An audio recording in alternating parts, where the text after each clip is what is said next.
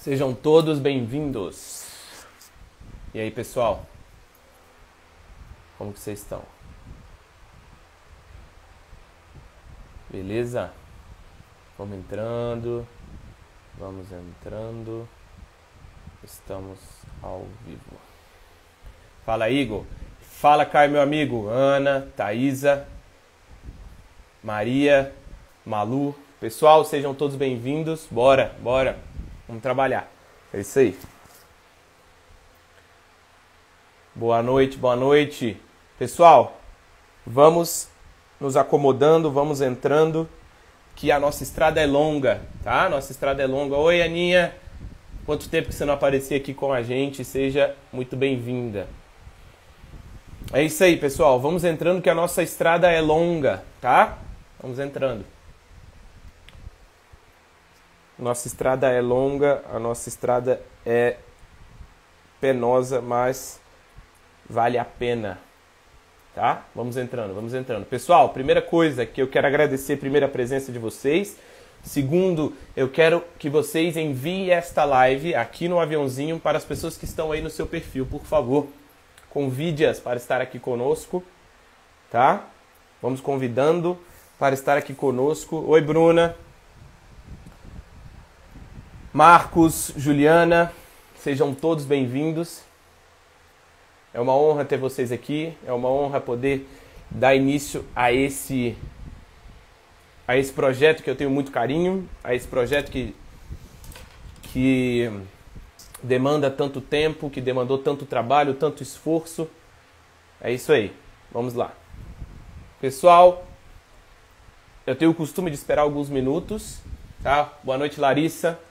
Camila, eu tenho o costume de esperar alguns minutos, mas nesta série de lives não será possível. Por quê? Porque ela será menor, né? E para que eu ganhe tempo, eu preciso já de pronto começar pontualmente, tá?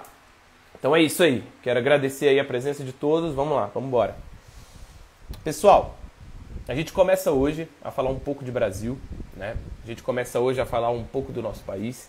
A gente começa a falar sobre o rico repertório cultural brasileiro, a rica história que o Brasil possui, a rica, né, formação do nosso território, a formação da consciência coletiva do nosso povo.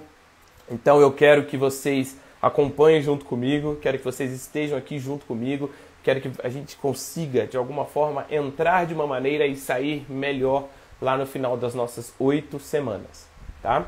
Então, eu vou estar aberto para perguntas, vão mandando suas perguntas, vão mandando aí as suas considerações, que eu prometo ler todas e prometo dar o meu melhor aqui, beleza? Bora lá, Caião, Laura, quanto tempo, Laura, que você não apareceu por aqui?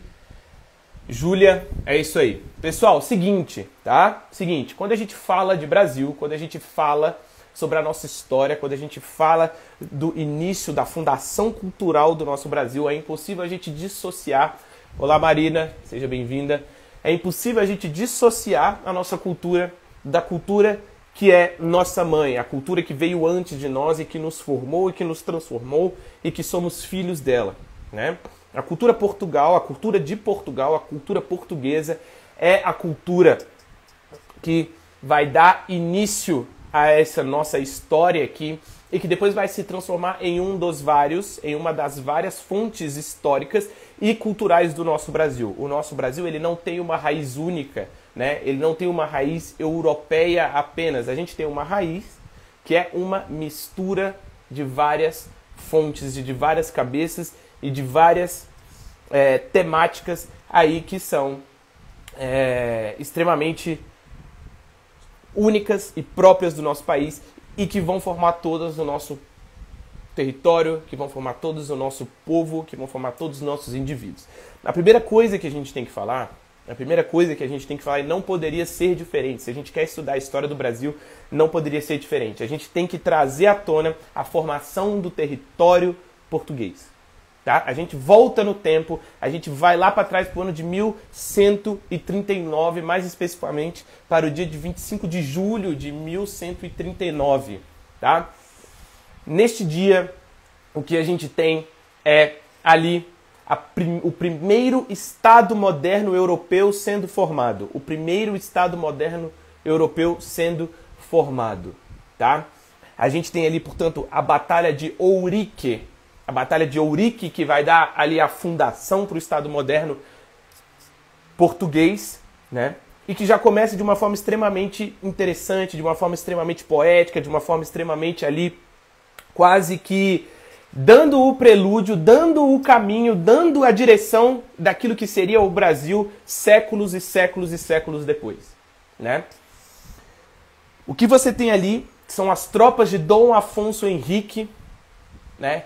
De frente para um número muito maior de muçulmanos que estavam presentes no que a gente conhece hoje como sendo Europa, né? Como sendo Europa. Naquele momento, o que a gente tinha era, de fato, uma invasão islâmica promovida ali por essa religião que foi adentrando a Europa e que foi tomando o território, entra pelo Estreito de Gibraltar, ali pelo Marrocos, e vai tomando, né, aos poucos o território do que é conhecido hoje como sendo a Espanha, Portugal, que vai ali expulsando aos poucos os cristãos cada vez mais ao norte. Quando você chega ao norte, né, basicamente com toda ali o Ocidente quase fragmentado, quase destruído, quase, né, perdido, né, você tem ali a criação do que a gente vai chamar do Reino das Astúrias. O Reino das Astúrias, portanto, ele vai ser ali o último ponto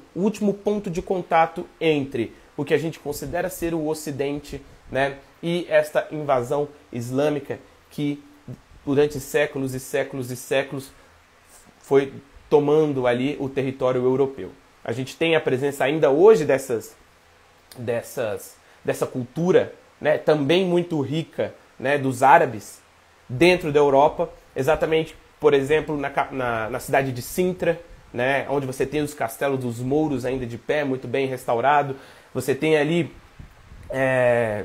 uma passagem cultural muito forte no vocabulário português, no vocabulário espanhol, né, na cultura, no sentido de técnicas de pesca, técnicas de cultivo.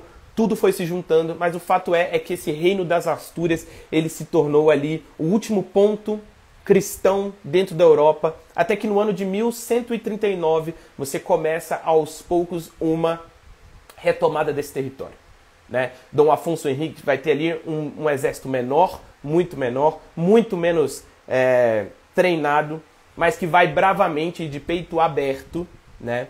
E de peito aberto cair para dentro, né, na linguagem popular, vai cair para dentro dos muçulmanos, de modo que eles vão vencer a Batalha de Ouriques. Essa batalha que teve aí os seus presságios, né, os seus prelúdios, que teve ali a sua introdução, uma profecia, né? Conta aí os relatos daquela época que Dom Afonso Henrique, né, um dia antes da batalha, um católico fervoroso como era, olha para o céu e vê a imagem do próprio Cristo crucificado, e Cristo dizendo que naquele momento, né,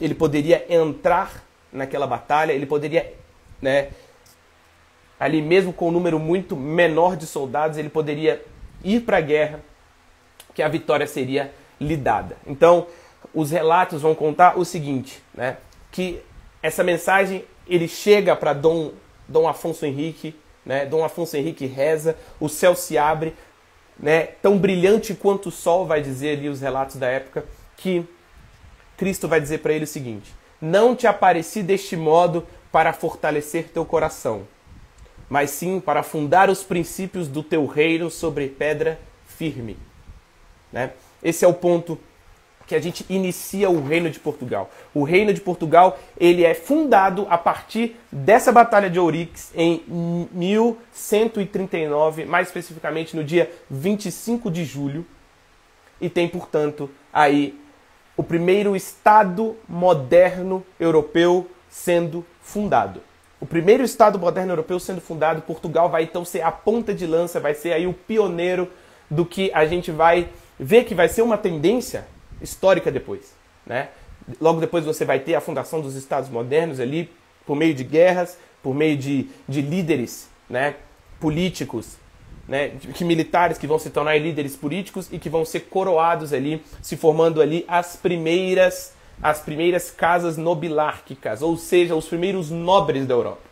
É assim que surge o nobre. É dessa forma que um grupo de pessoas que não possuía qualquer relevância, vamos dizer assim, num contexto continental, vai se formar ali a primeira classe a se diferenciar, por aclamação. Tá? Quem já teve a oportunidade de ler, por exemplo, o estrondoso, né, o maravilhoso, o magnífico livro de Dom Quixote de la Mancha, vai ver que existe ali uma descrição muito clara do que é a formação, né, dessa nobreza europeia na sua raiz. A nobreza europeia na sua raiz, ela tem, portanto, o objetivo de ser a cabeça militar do povo. Obviamente que com o passar do tempo, com ali o aumento dos privilégios, você vai ter ali uma deturpação desses princípios, mas o fato é que Dom Afonso Henrique, em 1139, ele vai, portanto, fundar sobre pedra firme o Reino de Portugal.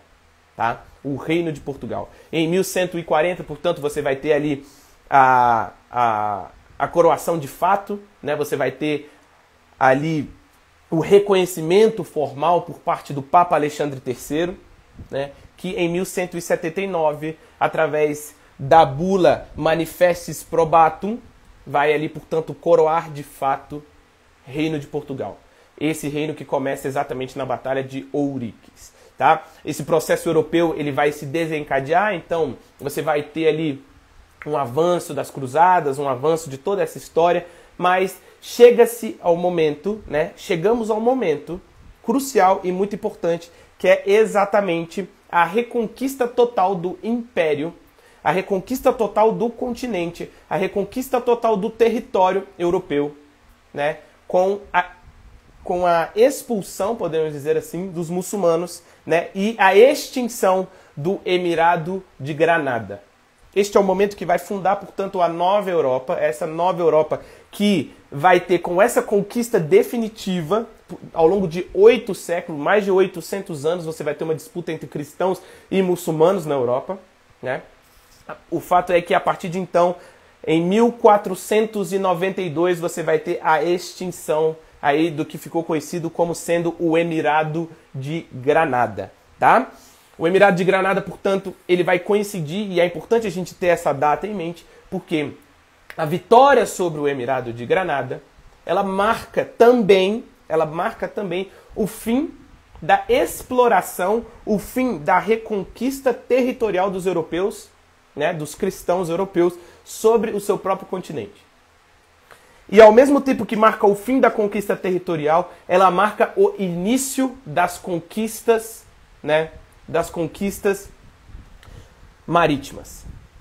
Percebam que o ano é 1492. O ano de 1492 é o ano que marca também a saída de Cristóvão Colombo, né, da Europa para, portanto, aí desbravar os mares nunca antes navegados, né? A gente tem aí, portanto, um homem medieval que é um homem que não tem, portanto, essa base materialista de pensamento. É um homem que pensa através dos mitos, que pensa através da moral, é um homem que pensa através, né, do símbolo e muito menos do conceito, né, do material. Ele entende o material, mas o material não lhe chama atenção. O que lhe chama atenção é o convite que tudo possui, né, para que ele atinja um status moral superior.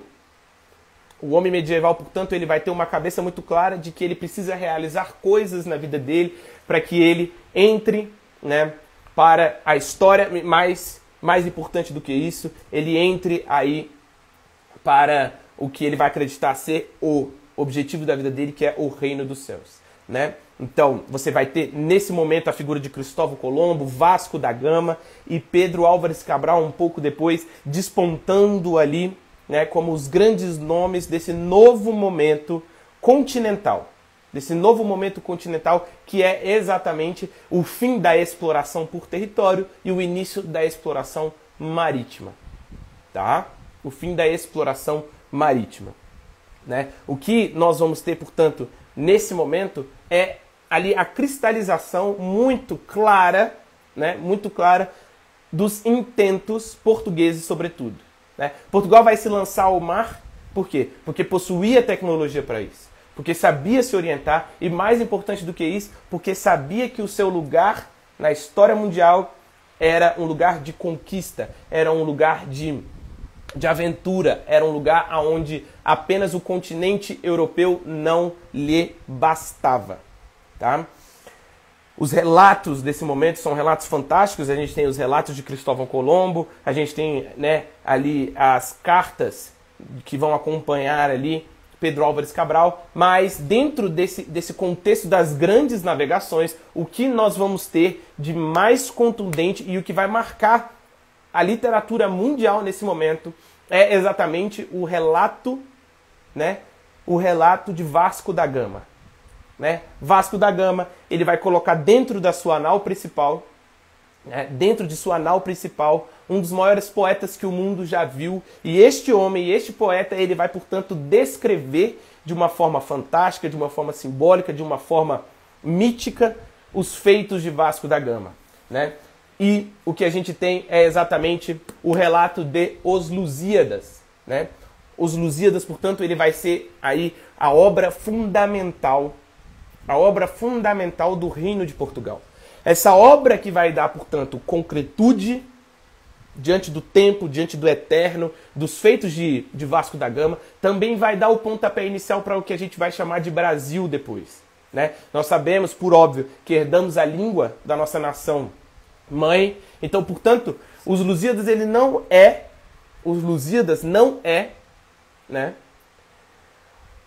uma obra que é próprio da história de Portugal.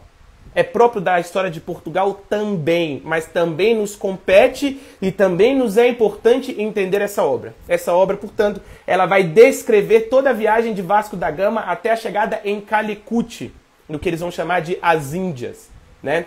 E eles vão, portanto, ali descrever o pensamento também desse homem medieval, o pensamento também desse homem que não está preocupado só como é aí difundido, né, só com metais preciosos, tá? Não está preocupado só com isso.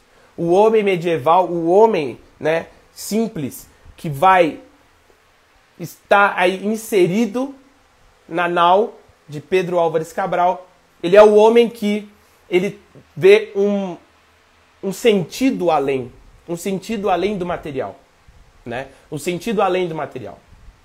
É como se a gente pensasse, por exemplo, e a gente pode comparar isso com uma clareza muito grande, né? Aí, levando em consideração os tempos e as dificuldades, né? Cada um na sua proporção, mas, por exemplo, a corrida espacial, né? A corrida espacial da Guerra Fria, que aconteceu há pouco tempo, no século XX, né? O que acontecia lá no século XIV é extremamente comparável ao que aconteceu no século passado. São duas potências, Portugal e Espanha, lutando para conquistar o novo mundo, se lançando ao mar, ao desconhecido, né? Em aventuras míticas. No século XX a gente tem duas potências que se lançam ao espaço, né? Que se lançam ao espaço rumo ao desconhecido. E aí eu pergunto todos a vocês que estão aqui, que sempre ouviram falar das grandes navegações como sendo que o motor principal fosse a aquisição de matéria-prima, a aquisição de pau-brasil, a aquisição de metais preciosos. O homem se lançou ao espaço somente porque ele pode encontrar matéria-prima em outro planeta? Ou ele se lança ao espaço em busca de vida? Ele se lança ao espaço em busca de um sentido que transcende o material? As grandes navegações, elas vão dar a tônica desse homem medieval, esse homem que se lança ao mar, não para buscar matéria-prima, pau-brasil, ouro, não só isso, mas o homem que ele vai se lançar ao mar buscando sobretudo vencer os grandes mitos, vencer os grandes tabus do seu tempo, né, os grandes tabus do seu tempo. Então presta atenção em como Camões vai abrir a sua epopeia, em como Camões vai abrir a sua viagem. Eu vou ler e depois a gente vai interpretar junto. Camões, Luís de Camões, né, que vai escrever isso aqui um pouco depois do seu retorno, né, a Calicut, né, de forma penosa, de forma extremamente penosa. Ele vai escrever o seguinte, ele abre a sua epopeia dizendo o seguinte: as armas e os barões assinalados, que da ocidental praia lusitana, por mares nunca de antes navegados, passaram além da Topabana, que a gente tem, né, o Sri Lanka hoje, recebeu o nome de Taprobana, né? Então ele fala, as armas e os barões assinalados, que da ocidental praia lusitana, por mares nunca antes navegados, passaram ainda além da Topabana, em perigos e guerras esforçados, mais do que prometia a força humana, e entre gente remota edificaram novo reino que tanto sublimaram. Percebam que aqui ele vai dar todo o objetivo da viagem de Vasco da Gama. O objetivo é mares nunca antes navegados, perigos e guerras esforçados mais do que prometia a força humana. Edificaram em reino remoto, né, novo reino que tanto sublimaram. E ele fala o seguinte: e também as memórias gloriosas daqueles reis que foram dilatando, percebam, foram expandindo, foram dilatando a fé, o império e as terras viciosas, ou seja, as terras daqueles que não são convertidos ao cristianismo, as terras dos pagãos, né? Da África e da Ásia, andaram devastando, e aqueles que por obras valerosas se vão da lei da morte libertando. Cantando espalharei por toda parte, se tanto me ajudar o engenho e a arte. Então perceba que os primeiros 2 versos dos Lusíadas ele vai dar a tônica do texto inteiro. Ele vai dar a tônica do texto inteiro. São perigos, né, que vão além da força humana, né, vão edificar um novo reino em terras remotas. Eles vão ali colocar, eles buscam dilatar, expandir a fé, o império e as terras viciosas. Essa é, portanto, aí a tônica do livro Os Lusíadas e, portanto, também a tônica de todas as grandes navegações que não podem ser de modo nenhuma reduzidas, aí ao senso material. E eu quero abrir um parêntese aqui, porque é uma honra extraordinária para mim ter o professor Vitor Salles na live. A gente não pode, acho que deu uma travada, mas eu voltei. A gente não pode reduzir as grandes navegações a uma busca por material. É algo que sublima, é algo que está além disso tudo, é algo que está muito, muito, muito acima dessa narrativa pobre que a gente tem hoje na maioria nas nossas escolas, tá? Luís Vaz de Camões, então, esse poeta, magnífico poeta, quem não teve a oportunidade de ler o livro, leia, vale muito a pena ler os Lusíadas, leia com calma, com paciência, com um dicionário do lado, mas leia, vale a pena. Aqui nasce, de certa forma, ali o espírito do nosso país, um espírito aventureiro que se lança e que vai desbravar, né, mares nunca antes navegados. A gente precisa adiantar um pouco. Então, se a gente fizer um exercício de imaginação, pessoal, a gente se lança numa nau, num barco grande, né? Num barco grande que ele se lança ao mar, né? Sobre o sol, sobre a chuva, sobre as gigantescas ondas, sem ter água potável para beber, com comida regrada, com água doce que ainda possui aquele sal, né? Que possui aquele sal, sem lugar para dormir direito, com muito calor, com vertigem, frio, calor, doença, falta de comida. E a gente se pergunta, né? Se todo esse esforço valia a pena para o homem medieval daquele momento, né? Para o homem medieval daquele momento. A gente se pergunta, será que vale a pena, né? E a gente tem, portanto, aí um dos textos, né? Um dos textos que vai marcar, né? vai marcar aí as grandes navegações, um texto que é contemporâneo ao nosso tempo, né? Que é exatamente o Mar Português de Fernando Pessoa, que o Igor aí já deu o spoiler, né? Fernando Pessoa vai dizer o seguinte, ele vai dizer: ó mar salgado, quanto do teu sal são lágrimas de Portugal, né? Por te cruzarmos, quantas mães choraram, quantos filhos em vão rezaram, quantas noivas ficaram por casar, para que fosses nosso, ó mar. Valeu a pena?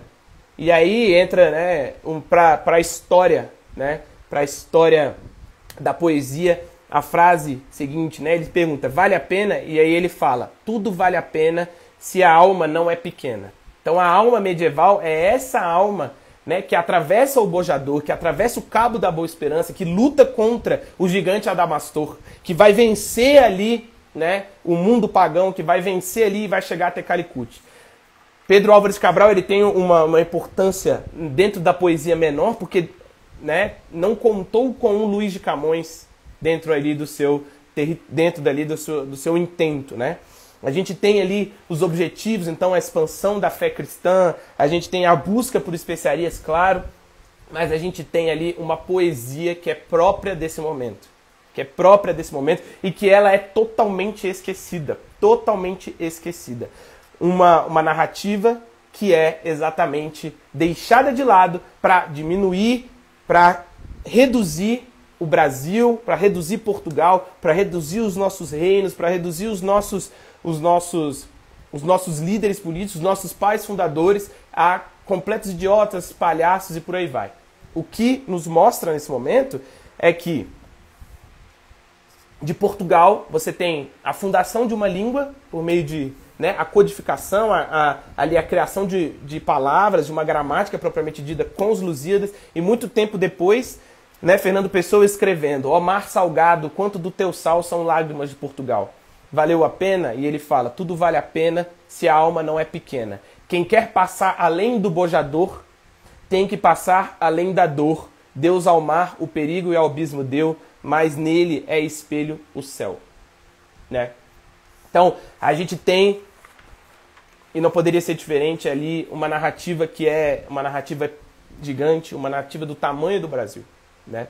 Essa importante obra que para o Brasil, para Portugal também é importante para o Brasil, a gente precisa se dar conta de que a cultura portuguesa não é uma cultura própria da Europa, é uma cultura própria do Brasil também. Nós somos, de algum modo também, né, Vasco da Gama que entra na sua nau e que parte rumo ao desconhecido confiando só nas estrelas. Né? Nós temos isso também dentro da nossa história, dentro do nosso consciente coletivo. Né? A gente tem com a fundação, portanto, de Portugal aí um modelo político, né, próprio da época, que era ali a figura, né, de um rei forte, um rei que a gente vai chamar modernamente de um rei absolutista, né? E você tem aí a formação de uma nobreza que vai ter, sobretudo na sua raiz, uma função militar, né? Que com o tempo, com o aumento dos privilégios, vai sendo usurpado ali a sua função, a sua direção, tá? A gente tem, sobretudo nesse momento, também uma forte presença espanhola, né? Uma forte presença espanhola dentro desse contexto das grandes navegações, e o mundo sendo, portanto, dividido entre as duas maiores potências daquele momento. Não há o que se pensar em potência mundial, né, no século XIV, e é impossível você não pensar em Portugal e Espanha. O mundo vai ser dividido primeiro, né, ali de norte a sul, no que a gente vai chamar da bula intercoeteira, né? E que aos poucos ela vai ser lapidada, vai ser transformada e vai ser ali melhorada, né, no que vai consistir em ser o Tratado de Tordesilhas. Esse tratado que é conhecido por todos, né? Esse tratado que vai dividir o mundo entre os dois reinos, entre o reino de Portugal e o reino da Espanha. Pessoal, a gente tem a formação de uma Portugal muito forte, uma formação de um reino de Portugal muito relevante, que vai se lançar ao desconhecido e que vai fazer, como já previsto em 1139, né, a fundação de um reino que vai ter seus princípios sobre terra firme. sobre pedra firme. Então, se a gente for pensar, né, na Batalha de Ourique, essa incrível diferença numérica entre os dois lados da batalha. Se a gente pensa, né, na reconquista da Europa, né, na reconquista da Europa, se a gente pensa na formação do Estado moderno português sendo o primeiro Estado moderno, se a gente pensa, né, nos feitos de Cristóvão Colombo, de Vasco da Gama, de Pedro Álvares Cabral, se a gente pensa aí nos escritos de Os Lusíadas, se a gente pensa, né, em como isso reflete até os dias de hoje, né, em como isso reflete até os dias de hoje, aí, de modo que Fernando Pessoa vai escrever ainda sobre os feitos desses grandes nomes, né? A gente tem uma cultura que nasce muito rica, que nasce muito própria, que nasce muito independente. Essa é uma das raízes do nosso Brasil. E a gente começa amanhã, né, no nosso segundo dia de live, a gente começa amanhã como? A gente começa nesse encontro do velho mundo com o novo mundo. Dois povos que não sabiam da existência um do outro, né, vão se encontrar pela primeira vez. Como foi esse encontro? Quando foi esse encontro? Onde foi esse encontro? O que vai resultar desse encontro? Né? E é isso que nós vamos falar amanhã. A chegada, portanto, desses portugueses ao que eles vão chamar de, né, ao primeiro momento, o Porto Seguro, né? O Porto Seguro, mas que também vão dar o nome depois de a Terra de Vera Cruz, né? O nosso Brasil. Beleza, pessoal? Eu fico por aqui. Eu falei que as lives seriam mais rápidas, seriam mais sucintas, mais breves, mas eu quero que vocês entrem nessa live com outro olhar. Com outro olhar. Um olhar que não é um olhar de história do Brasil clássica, aquele olhar que empobrecido da nossa cultura. A gente vai mergulhar, portanto, na história, mas também na literatura, no teatro, na música, né, em tudo isso. Beleza? Um abraço para todo mundo. Fico por aqui e eu peço apenas uma coisa para vocês, que vocês compartilhem essa live nos seus stories. Compartilhem essa live nos seus stories para que cada vez mais a gente alcance um público maior. Se você gostou de estar aqui, eu peço que você compartilhe a live. Beleza? Um abraço, pessoal, e até amanhã às 8 horas. Beleza? Até amanhã às 8 horas. Valeu!